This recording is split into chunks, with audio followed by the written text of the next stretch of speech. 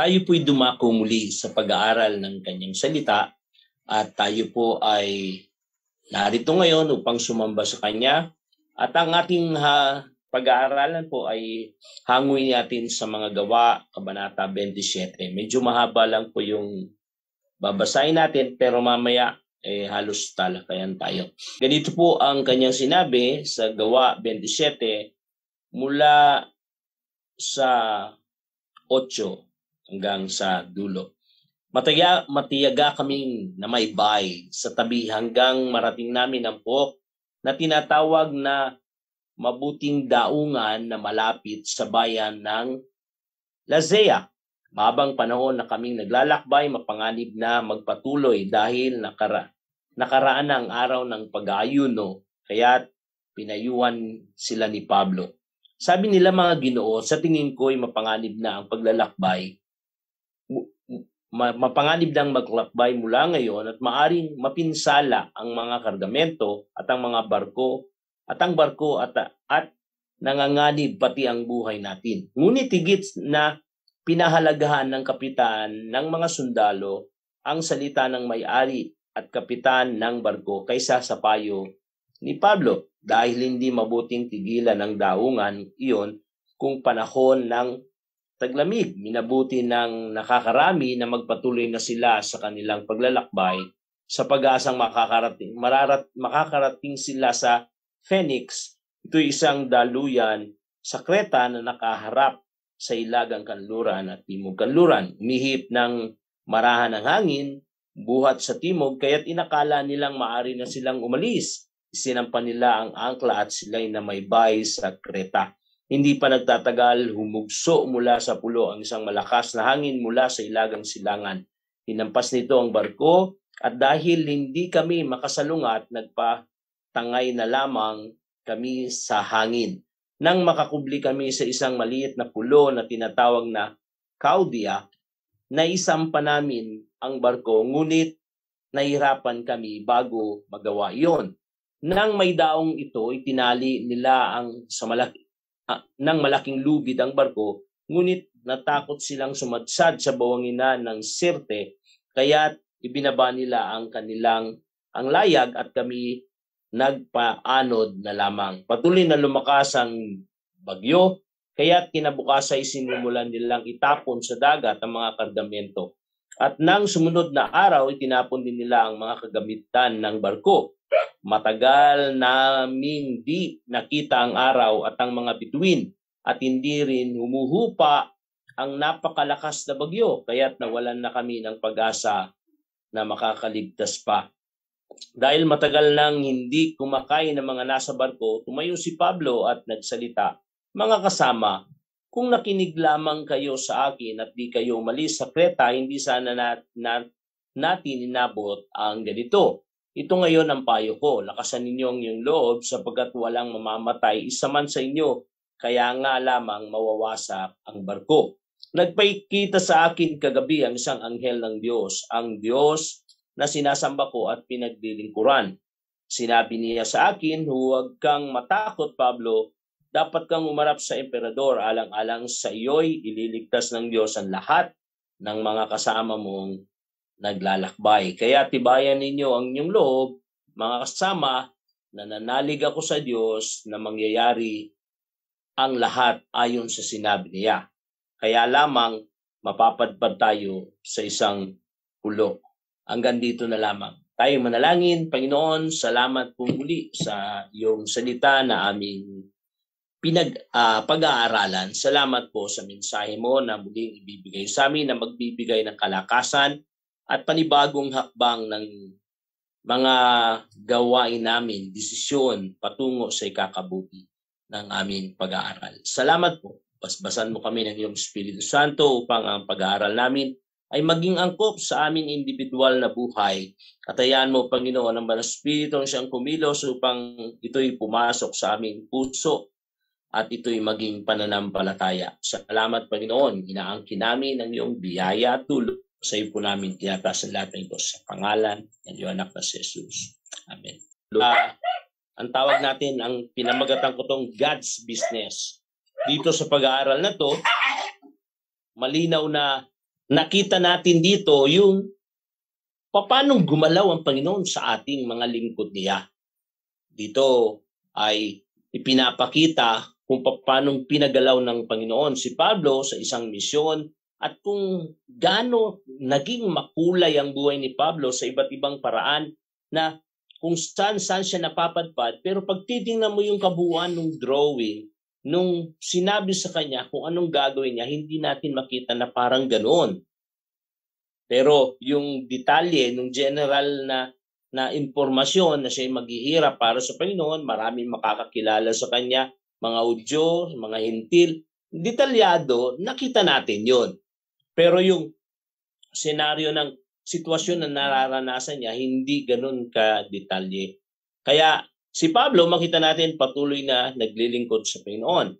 Dito parang business, parang pag tiningnan natin sa secular, pag magtatayo ka ng business, kailangan mo ng ahente, kailangan mo ng mga group na siyang hahawak at magpapakalat na yung business, kailangan mo na may magpro-promote sa lahat ng ito.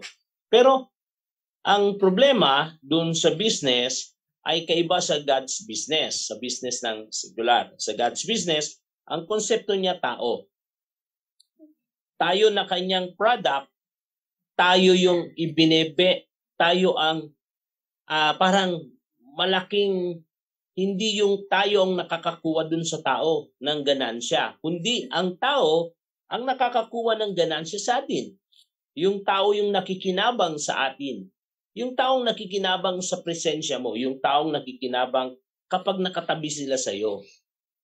Yung blessing natin galing sa Diyos, hindi galing sa kanila. Yung pagpapalang bigay ng Diyos ay nararanasan natin sapagkat nakikita ng Panginoon, nangyayari yung gusto niya. Kaya yun yung pagkakaiba. Tapos may mga pagkakataon na inilalagay pa ng Panginoon tayo na kanyang produkto sa isa mga bagay na parang paghihirap, mga masalimuot na sitwasyon. Yung tinatawag nating difficulties, obstacles. Nilalagay tayo doon, pero nakikita natin yung ganung sitwasyon, yung ganung kalagayan, mga kapatid, ay isang oportunidad pala sa Panginoon.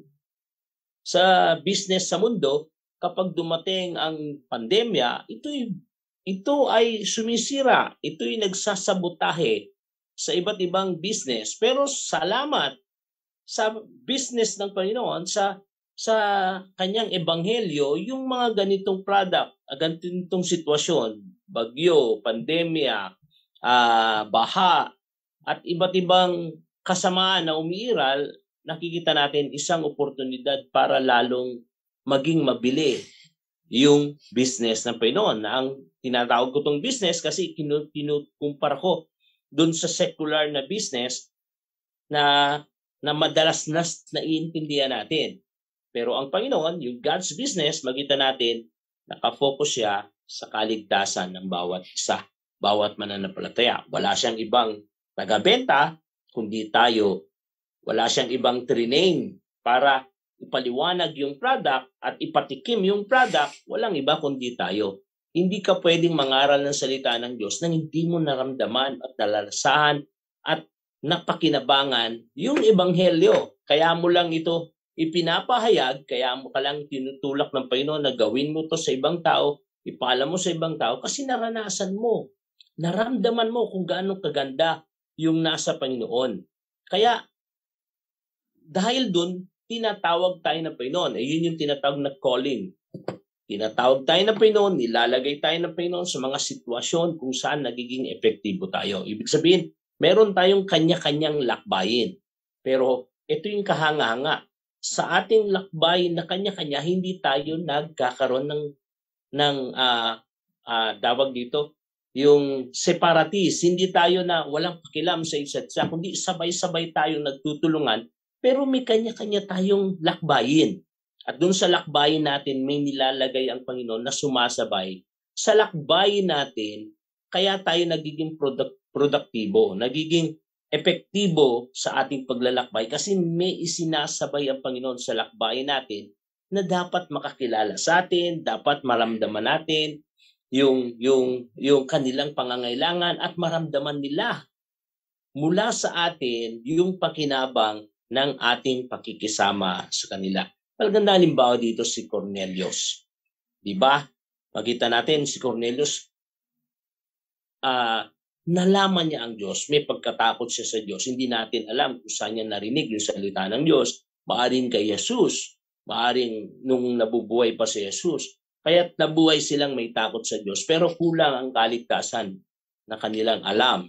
Kaya nagpadala ang Panginoon na si Pedro nakasalukuyang nandun sa lugar nila. Pero si Pedro, makita natin, iba yung journey niya, iba yung lakbay niya, nakakonekta pala kay Cornelius dun sa dulo.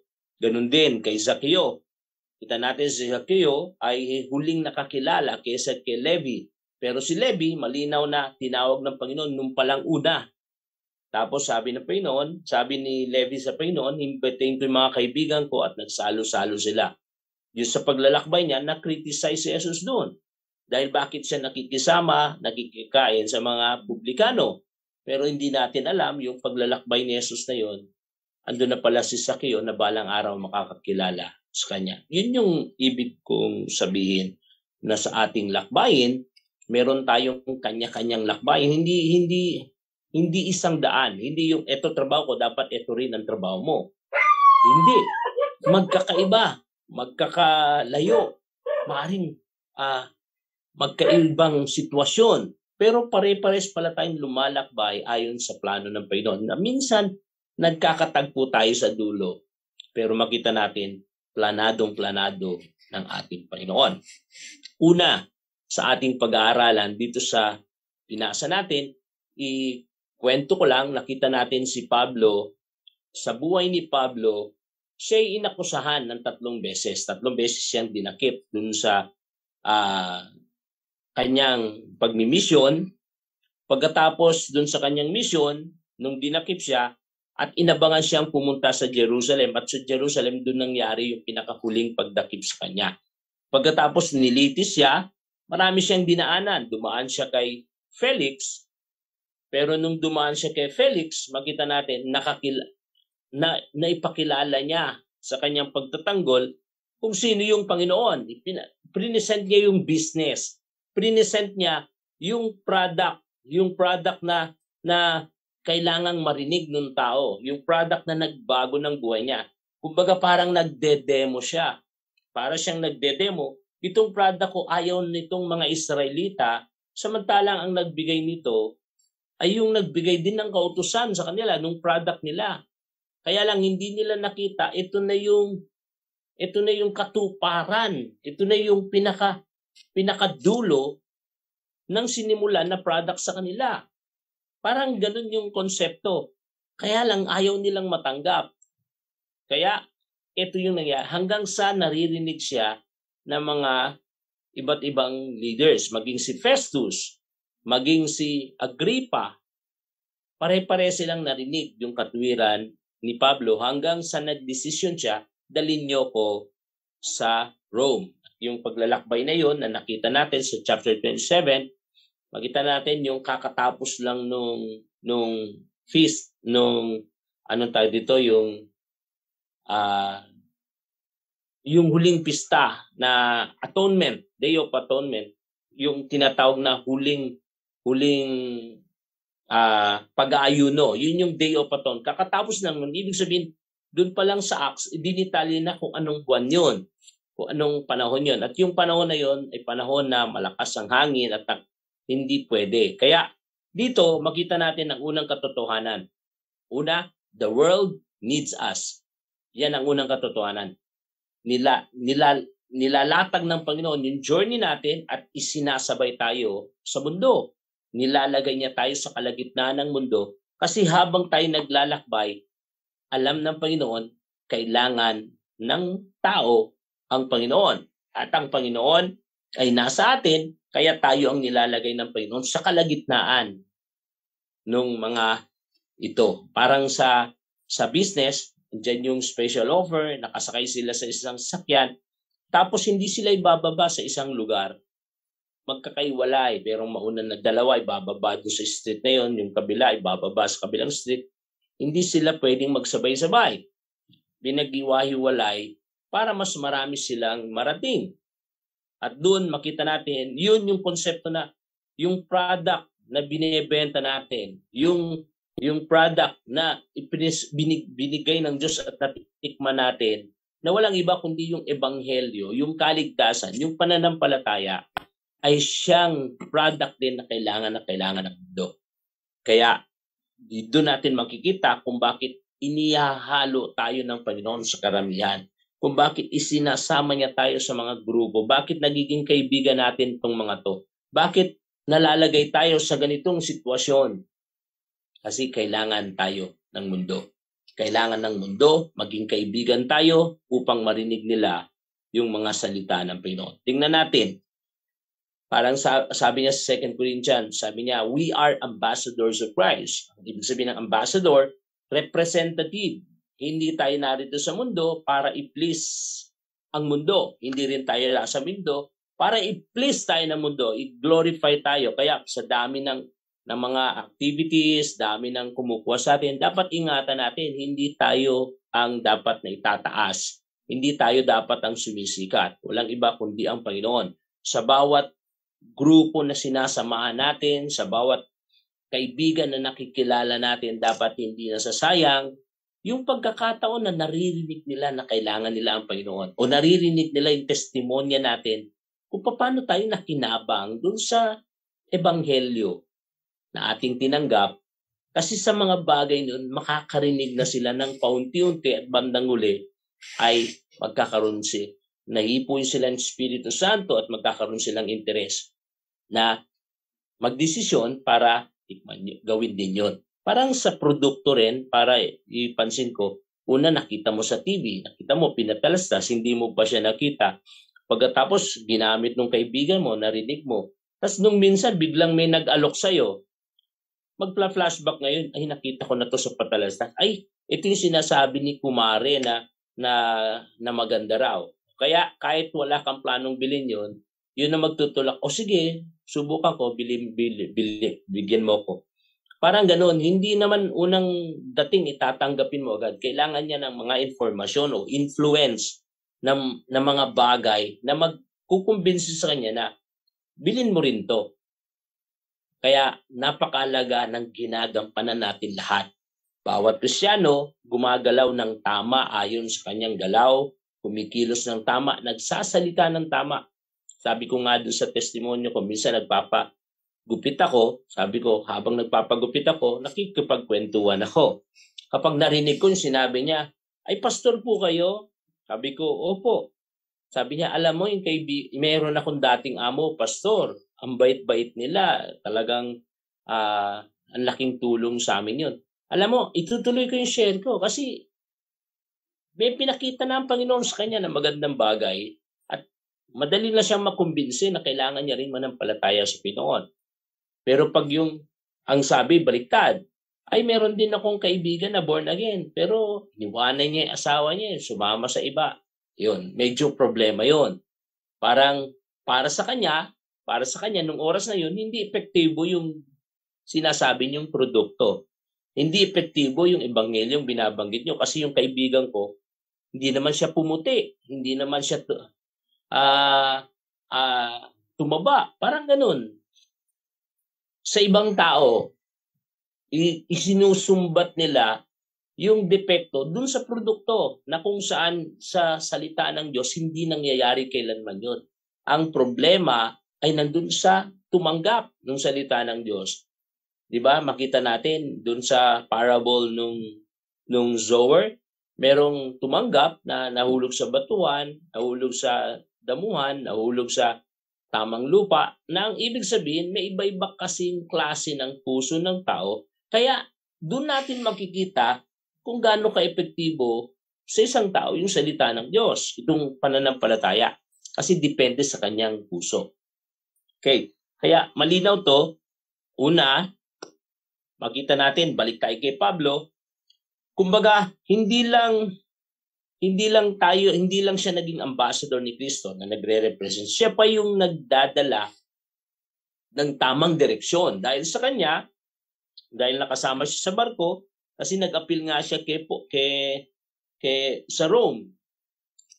Kaya dinala siya sa Rome. Sabi nga ni Festus, sabi niya kung hindi sana niya sinabi na dalin sa emperador yung kanyang kaso, dapat palayain na siya. Pero nag-aantay kasi ng lagay itong mga pinunong to sa palibasa, mas maimpluwensya yung mga Pariseo, yung high priest. Kaya halos parang ilaglag nila si Pablo. Kaya kay Pablo, sabi niya, dalhin niyo ko sa emperor na kung saan nakikita ko na nung oras na sinabi niya, hindi pa talaga plano niya na ganun kalaki yung plano niya na makakapag-share siya dun sa Rome. Pero ang isa pang malinaw dun, kasi Roman citizen siya. Doon sa lugar nila, sa Jerusalem, or doon sa ibang provinces ng Rome, hindi siya ganun kalakas kasi parang na-influensyan ito ng mga high priest tsaka ng mga priest. Samantalang kung sa Rome, may hirapan silang galawin siya. Katunayan, nung dinala na si Pablo sa Rome, hindi naman siya kinulong sa tamang kulungan Nilagay lang siya sa isang bahay kasi Roman citizen siya. Yung treatment sa kanya may pagka-special ng konti. At yun yung pabor doon. Pero makita natin, nung dinala na siya doon, siya yung nag-lead doon sa bangka. Di ba? Sabi doon sa verse 8 kanina, sabi niya kung na wag mo nang ituloy kasi mapanganib. Yung unang opinion niya is galing sa kanyang sarili, galing sa kanyang experience. Kasi nakita natin, bago nangyari ito, nakapag third missionary journey na siya. First, umikot siya with Barnabas, second hanggang third. Kaya madalas siyang sumasakay sa barko. Pero doon, makita natin, nalaman niya at na-master niya yung panahon kung kailan mapanganib at hindi mapanganib. Kaya ganun din sa buhay natin. Yung ating pananampalataya sa Panginoon, nag-create ng experience dun sa ating kapwa. Dahil diretso na yung ating pananaw, mas nagiging malinaw yung lahat ng ating experience. Kaya nagiging sandata natin yung experience para sabihin sa tao na ito yung tama at ito yung nararapat. Pwede natin sabihin sa tao, kapatid, ganito kasi hanggang maintindihan yun ng tao. Pero dito, nagkaroon siya ng competitive yung may-ari ng sasakyan na siyang mas pinakinggan. Kaya ang nangyari, imbis na gawin yung opinion niya, mas sinunod yung opinion ng isa. Pero nagresulta ng kapahamakan. Sabi niya, baka masayang yung mga kargado nung barko, maging yung gamit ng barko at yung barko. Kaya nakita natin doon sa pangalawa, nangyari lahat yung kanyang sinabi na babala doon sa kanyang opinion. Pero pagkatapos nung hirap na sila na parang wala na silang pag-asa, ito na naman yung sinasabi ko. Yung difficulties is God's opportunities. Nangusap na ang Diyos kay Pablo sa isang pangitain sa pamamagitan ng isang anghel. Sabi niya, Pablo, maliligtas ka. Sinabi niya doon na si Pablo ay makakarating sa Rome. Okay, kung makakarating sa Rome, ibig sabihin, hindi ako mapapahamak. Hindi ako mamamatay dito kahit na nakikita niya na walang pag-asa. Kasi ang nagsasalita doon, si Lucas, sabi niya, halos hindi na namin nakita ng ilang araw ang buwan, maging ang bituin, maging ang araw. Kaya hirap na sila na parang pakiramdam nila mamamatay na sila. Pero doon, biglang nagpakita ang anghel, sinabi, makakarating ka sa Rome. At kaya lahat isa pa sinabi na lahat kayo walang mamamatay, pero may binanggit na isa, yung barko mawawasak. Kaya yun naman yung sinabi niya na siyang sinunod naman nila. At dahil sa pagsunod na yun, nakita natin nila na totoo na walang napahamak. Sino yung nakinabang? Sino yung nakinabang dun sa konsepto nung mga alagad ay ni Pablo? Makita natin nakinabang yung may-ari ng sakyan, nakinabang yung mga tao doon. 200 plus lahat sila doon sa barko. Nakinabang yung mga sundalo kasi papatayin na sana nila. Kasi sa oras na may makatakas yan, sila ang papatayin. Kaya gusto na nila patayin yung mga prisoners na kasamang dadalhin sa rope. Pero hindi sila napatay kasi biglang sumagot si Pablo na siyang second outline natin, yung the word listen to us. Pagkatapos makita nila yung sinasabi, yung integrity, yung authority, makita mo kahit na matataas ang posisyon nila, kahit na parang prisoner ka lang, sila'y sundalo, sila'y mga pinuno, makita mo magikinig sila sa iyo. Kasi naramdaman na nila ang Panginoon sa buhay mo. Nakita na nila ang Panginoon sa buhay mo. Makikinig sila. Yung salita mo, hindi na katulad ng salita mo dati. Yung opinion mo, hindi na katulad ng opinion mo dati. At yun yung kagandahan. Habang naglilingkod tayo sa Panginoon, itinataas ng Panginoon yung influence natin sa mga tao. Nagiging sakto. Kaya dito, sa unang natin pinag-aralan, the world needs us, na ang ibig sabihin dito, na baliktarin natin. Ang ginagawa kasi ng Kristiyano, parang iniiwasan niyang mundo. Pero dito, baliktad. Dapat tayo ang pumunta sa mundo. Huwag tayong matakot na maging bahagi ng iba't ibang grupo. Pero huwag din naman tayong maging makakalimutin na sa oras na maging bahagi tayo ng iba't ibang grupo, isang dahilan. Dinadala tayo ng Panginoon para makinabang sila. Tandaan natin na hindi tayo ang nakikinabang sa kanila. Pagdating sa God's business, sa oras na tinutulak tayo ng Panginoon sa iba't ibang tao, iba't ibang grupo, sila yung nakikinabang sa atin. Nagiging pagpapala tayo. Yan ang pangako na tinanggap natin kay Abraham, na dahil sa iyo dahil sino mang lumapit sa iyo ay pagpapalain. Sino mang maging kaibigan mo, pagpapalain. At yan ang kagandahan. Blessing ka, kapatid. Kung sino man yung kaibigan mo, pinagpala sila kasi nandiyan ka sa kanila. Paalala natin yung kalagayan ni Lot, ay ni Noah. Dahil kay Noah, makita natin, yung lahat ng sasakay sa arko, maliligtas. Kaya nakipag-bargain siya pero ayaw nila. Dahil wala si Noah sa paligid niya, pahamak sila. Kaya parang ganun, yung pagpananatili sa iyo nagiging blessing, nagiging pagpapala, at yun yung maganda. Yung pangalawa, dahil doon, eto na influence natin, nakikinig na sila sa atin. Ano may opinion natin, tinatanggap na nila. Si Pablo, makita natin, nakinig sa kanya yung sundalo, kinig sa kanya yung may-ari ng sasakyan, maging yung mga prisoners na kinig sa kanya kasi nailigtas nila.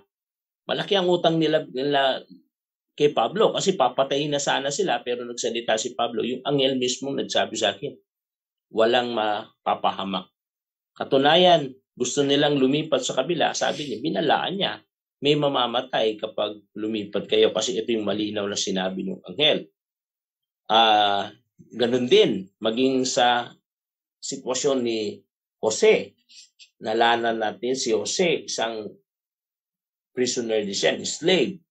Pagkatapos na naginip yung Pero, kailangan nilang malaman yung kanyang panaginip, na alala ngayon nung kanyang kaibigan ay kasama dun sa kulungan, paano niyang pinaliwanag kanyang panaginip, kaya inirekomenda niya si Jose. Pagkatapos maintindihan, pagkatapos na makita nung Pero yung kanyang authority, yung kanyang influence, eto na yung Pero. Sige, kung ano yung sabihin mo, gagawin ko. Ba't kailangan ko pang umanap na ibang mamumuno? Nasa iyo na ang kapangyarihan ng Diyos. Sabi niya, sumasayo na ang Diyos. Kaya, ikaw na. Kaya bigla mo, mula dun sa pagiging slave, naging pangalawa sa Pero, si Joseph. At yun yung binabasihan natin ang plano ng Diyos. Sa umpisa, lalagay niya tayo sa, minsan hindi natin maintindihan, pero kalaunan, magugulat ka na lang, ibang-iba na yung sitwasyon, iba-ibang na yung kalagayan. Nagiging pagpapala ka na sa iba. Ang sarap na parang sa tuwing madidikit ka sa tao, nag-iiwan ka ng pagpapala. Hindi dahil sa mayaman ka at nag-iiwan ka ng pera. walang taong masasatisfy doon. Katunayan, lalo kang habulin ng tao kasi pagsasamantalaan ka, pero hindi talaga sila nakikinabang doon, kundi nananamantala. Okay? Kaya dito, ganun din si David.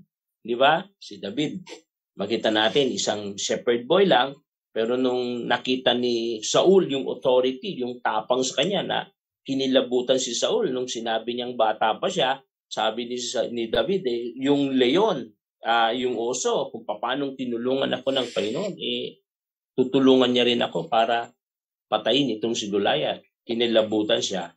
Nung makita niya na yung authority, sumunod siya.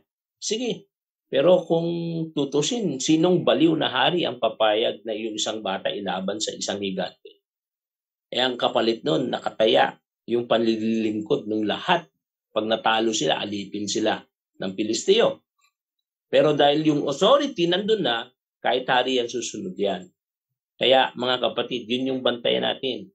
Kasi kung paano nakatalaga na tayo itapon o idikit ng Panginoon sa iba't ibang sa mundo, kasi kailangan tayo, inihanda rin ng Panginoon yung ating authority. Kailangan nandoon yun para makinig naman sila. Para sumunod sila. Kailangan nandoon yun, yung authority. Kaya bantayan din natin yung ating buhay. Hindi lang, tanda natin, nung naging Kristiyano tayo, kasama na tinanggap natin sa pagiging Kristiyano yung righteousness, yung holiness, yung karakter ni Christ. Kasama yun sa tinanggap natin nung tinanggap natin siya bilang Panginoon tagapagligtas. Kaya sa harap ng tao, hindi tayo gumagawa hindi natin pinapakita ang katotohanan ng walang pagmamahal. Kundi yung pagmamahal na pinapakita natin, yung katotohanan ng pinapakita natin, bunga yun ng ating pagmamahal sa Panginoon at sa kanila. Kaya yung genuine or genuine na pagmamahal na yun na nararamdaman nila sa atin ang nagiging dahilan. Kaya tumataas yung kanilang pagtitiwala sa atin. Yun niya yung authority. Kaya nga in-example tayo ng Panginoong Yesus sa salt and light. Tayo'y asin na siya nagbibigay ng preservative sa kanila o lasa. Tayo rin yung ilaw na nagbibigay ng liwanag para makita nila. Influencer. Tayo yung influencer ng Panginoon. Ay isa pang maganda example dito si Daniel. 4 na hari ang dumaan sa kanya. Hindi niya hari, hari ng ibang bansa, naalipin lang siya pero napasunod niya yung 4 na hari na yun. Yung paggalang ng 4 na hari na yun, sobra-sobra kay Daniel. Dahil talagang niloob ng Panginoon na idikit siya sa kanila. Bawat hari na may kanya-kanyang Diyos ay sumusuko sa Diyos ni Daniel. At bawat pagitan natin, iniikot ng Panginoon yung influensya ni Daniel. At yun yung pangarap natin mga kapatid bilang Kristiyano, yung influence natin, gagamitin niya ng Panginoon. Pagagandahin niya ng Panginoon upang gamitin tayo. Pangulit, dito tayo magtatapos, yung the world will be saved because of us. Hindi lang sila makikinabang dahil kasama natin sila o marilig. Darating din ang Panginoon, magiging katulad natin sila. Tatanggap din sila sa Panginoon, kikilala rin sila sa Panginoon dahil sa mga bagay yan. Pero kadalasan ng proseso na ginagawa ng Panginoon, kahit dito sa binasa natin, nagsisimula sa miracle. Makita natin yung nakita nila kung paano nagkatotoo lahat yung sinabi ni Pablo. Kaya dahil doon, yung kanilang pagtitiwala. Tapos pagdating nila sa Malta, lalo na doon. Medyo alanganin pa doon. Nung dumampot siya ng pagdating sa Malta, naligtas lahat, nasira yung barko, kumuha siya ng kahoy, biglang may ahas na pumulupot sa kamay niya na malamang natuklaw siya. Kaya sabi ng mga kasama niya, ang taong to ay makasalanan kasi kahit na iligtas siya kasi tandaan nyo, mga prisoner sila ang taong ito talagang likas na makasalanan kasi hindi hinayaan ng Panginoon, ng Diyos na mabuhay siya. Kasi naligtas siya dun sa store, pero hindi pumayag ang Diyos maligtas siya kaya nagpadala ng ahas. Parang ganun yung konsepto nila. Pero nung inaantay nilang bumula yung kanyang bibig dahil sa kamandag, ngunit hindi nangyari yun. Biglang nagbago na naman. Ito na naman, yung miracle. Ito na naman, yung epekto nung kapangyarihan ng Diyos Nung makita naman nila ay isang anghel o isang makapangyarihang tao ito, mabait na tao ito, kita mo biglang nagbabago yung isip nila, yung pananaw nila kasi nakakakita sila ng ebidensya. Ito yung miracle, ito yung testimony, yung ating mga, yung sabi nga, yung ating mga tawag dito, mga testing, yung ating mga problema, obstacles, yung ating mga paghihirap, lahat ng yan, sufferings, ay hindi yan nakakatakot kasi lahat ng pangako ng Diyos binigay niya. Siya yung refuge, siya yung tower, siya yung provider, di ba? Siya yung madaling lapitan at agad siyang tumutugon. Ang dami niyang pangako sa atin patungkol sa mga bagay na yan. Pero ang isang matitiyak natin, lahat ng yon, ng kahirapan na yon, balang araw magiging testimony. Ang tao takot na takot sa mga kahirapan. Pero tayo, hindi tayo natatakot sa kahirapan kasi nangako na ng Diyos ng provision.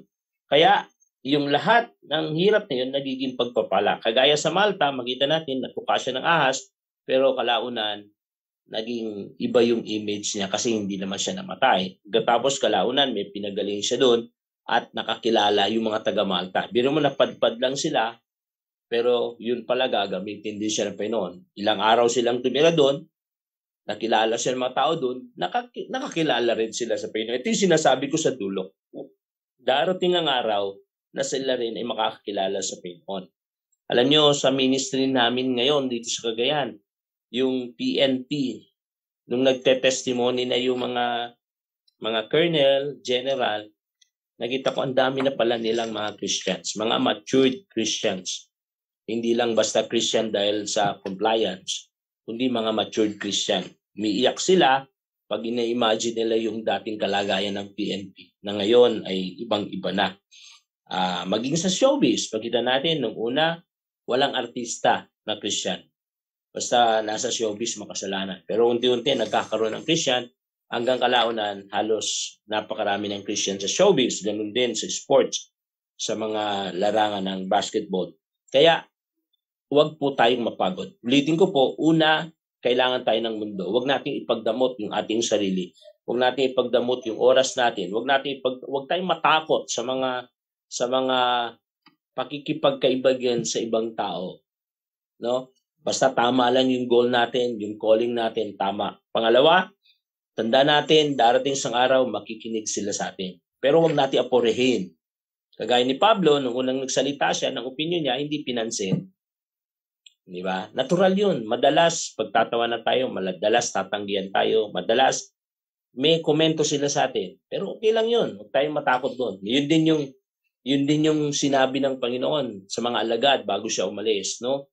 Tapos, makita pa natin doon, yung hindi lang sila makikinig sa atin, maliligtas din silang katulad natin. No? Kagaya ni Pablo, pagkatapos ng kanyang mission na yon, ng mahabang paglalakbay na yon, ako naniniwala marami dun sa mga tauhan, mga kasama niyang sundalo ay nakakilala rin sa Panginoon. Kasi dahil sa kanya hindi sila pinatay. Dahil sa kanila hindi sila, kasi papatay na sana sila noon dahil masisira na yung barko. Pero dahil sa kanila hindi sila napahamak. Kaya alam ko kasama silang mga naligtas doon, maging mga sundalo, maging yung mga tauhan niya doon. Kaya sa conclusion mga kapatid, tandaan natin, nakapasok tayo sa journey na nilatag ng Panginoon upang gampanan natin yung ating tamang takbuhin. Gusto ng Diyos na maging pagpapala tayo sa iba. Kaya dahil tayo pinag-iwalay, kaya nilagay niya tayo sa iba't ibang larangan kasi magiging pagpapala tayo para sa iba at magiging daanan tayo upang maligtas yung iba. Panguli, sabi niya dun sa John chapter 16 verse 1-14, yung nagpapaalam na si Jesus, siya'y alis na. Sinabi niya, darating isang araw, pag-uusigin kayo, darating isang araw, kayo iharap. Huwag kayong matakot, kayong mag-alala. Sabi ni Jesus dun, dumadalangin siya sa Panginoon, sa Ama, ako'y alis na, iningatan ko sila. Pero ngayong ako'y alis na, ako'y nag-aalala sa kanila, kaya Panginoon, gabayan mo sila, ingatan mo sila. Hindi ko sinasabi na alisin mo sila sa mundo. Ang sinasabi ko, ingatan mo sila habang sila'y nasa mundo. Yun yung konsepto. Kahit na mahal tayo ng Panginoon, hindi niya papayagan na alisin tayo kasi meron tayong gagampanan. Sabi niya, hayaan nyo na marinig nyo itong sinasabi ko upang pag dumating yung araw na yon, magagala kayo. Ang paglilingkod ay isang kagalakan pag nakita natin na ito'y nasa pattern ng Panginoon. Nagiging burden lang ang paglilingkod pag wala ito sa pattern ng Panginoon. Kaya dun sa sinabi ni Jesus sa kanila, nasasa inyo ang Espiritu Santo, pagkatapos makikita nyo lahat ng sinabi ko ay magkakatotoo, kaya nakahanda na kayo. Kaya mga kapatid, huwag tayong matakot maglingkod sa Panginoon, anumang sitwasyon natin, yung mga difficulties natin, part lang yan para mas makita natin yung mas magandang gagawin pa ng Diyos, yung mas magandang paglalaanan pa ng Diyos para sa atin. Huwag po tayong matakot. Si Pablo, habang may mga bagong pangyayari, lalo siyang na-excite. Kasi yung simpleng drawing niya, maganda pala. Mas marami pala at makulay. Kaya mga kapatid, dahil sa Panginoon, nagtatagumpay tayo. Dahil sa Panginoon, maraming naliligtas. Dahil sa Panginoon, nagiging kagamit-gamit ang buhay natin. Tayo manalangin. Aming Panginoon, ang pagpapala ay aming muling itinadalangin sa iyong mga anak na nakarinig ng iyong salita. Muli po namin itinataas ang iyong mapagpalang kamay na siyang umabot sa buhay nila. Gamitin mo, Panginoon, ang buhay ng bawat sa amin. Na sa aming paglalakbay ay huwag kaming magkamali na piliin o mamuhay nang hindi ayon sa pagkatawag mo. Bagkus sa lahat ng aming paglalakbay, bigyan mo kami ng tapang at katalinuhan upang magawa namin yung dapat at maayos namin ng tama yung lahat ng aming paglalakbay. Gabayan niyo po, Panginoon, ng iyong mga anak at patuloy na tulungan. Saan mo man kami dinala, maging pagpapala kami. Saan mo man kami dinala, yung aming salita, yung aming galaw, alam po namin may dadala ng kabutihan at pagpapala sa ibang tao. Panginoon, sa iyo po namin tinataas ang lahat ng ito. Basbasan mo ang kawan ng Panginoon. Ikaw ang aming punong pastor na siyang gumagabay sa amin. Ikaw ang nagbabantay sa lahat ng galaw namin. Ikaw, Panginoon, ang siyang nangako, Panginoon, na maging yung aming meron kang mga tupa na wala pa sa pastulan at alam ko po, kami ang ginagamit mo para maabot sila. Salamat sa iyong pagmamahal sa kanila, lalong-lalo na po sa mga mahal namin sa buhay na hindi pa nakakakilala sa iyo. Sila po yung dapat makakita na kami ang pinagdadaanan ng Panginoong Yesus dahil sa amin naririnig nila, Panginoon, dahil sa amin, Panginoon, nakikita nila ang kapangyarihan ng Diyos at dahil sa amin sila rin makakakilala sa Panginoon. Salamat po. Ito po ang aming panalangin sa pangalan ng aming Panginoong Yesus. Amen. Amen. Isa pong mapagpalang umaga sa bawat isa.